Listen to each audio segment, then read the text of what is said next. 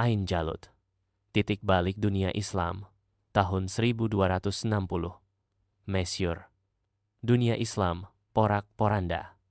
Hanya 2 tahun sebelumnya, pasukan Mongol menaklukkan Baghdad, ibu kota kekhalifahan Abbasiyah. Khalifah Al-Mu'tasyim dibunuh. Sungai Tigris menghitam oleh tinta kitab-kitab ilmu yang dibuang ke dalamnya. Umat Islam berada di ambang kehancuran total. Tidak ada satu kekuatan pun yang tampak sanggup menghadapi badai Mongol yang telah meluluh lantakkan Asia hingga Eropa Timur. Namun, di Mesir, sebuah kekuatan bangkit.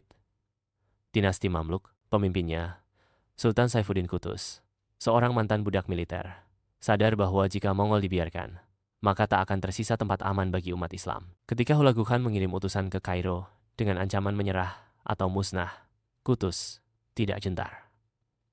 Ia membunuh utusan itu dan mengangkat panji jihad. Ini bukan sekadar perang.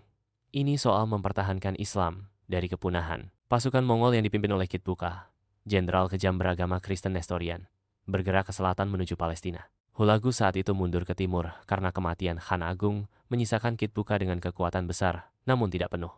Inilah celah yang dimanfaatkan Qutuz. Di dataran Ain Jalut, dekat lembah Yizril, di Palestina, 2 kekuatan besar bertemu. Pasukan Mamluk dipimpin oleh Qutuz dan jenderal legendaris Baibars. Mereka menyusun strategi cerdas, memancing pasukan Mongol masuk ke lembah sempit, lalu melakukan serangan balik dari sisi dan belakang. Pertempuran pecah dengan dahsyat. Debu menutupi langit. Kuda-kuda Mongol menyerbu cepat. Namun, pasukan Mamluk bertahan.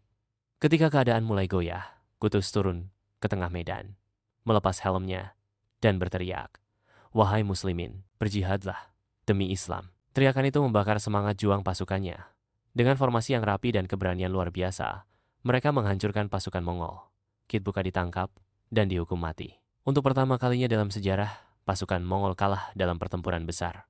Kemenangan ini mengubah segalanya. Dunia Islam yang nyaris hilang mendapatkan harapan baru. Mesir menjadi pusat kekuatan baru Islam. Dan para ulama, ilmuwan, serta penguasa mulai membangun kembali peradaban. Namun, hanya beberapa minggu setelah kemenangan, Qutuz dibunuh dalam perjalanan pulang diduga oleh kelompok Baibar sendiri, yang kemudian naik tahta. Meskipun singkat, kepemimpinan Qutuz menjadi simbol keberanian dan visi. Ain Jalut bukan sekadar kemenangan militer.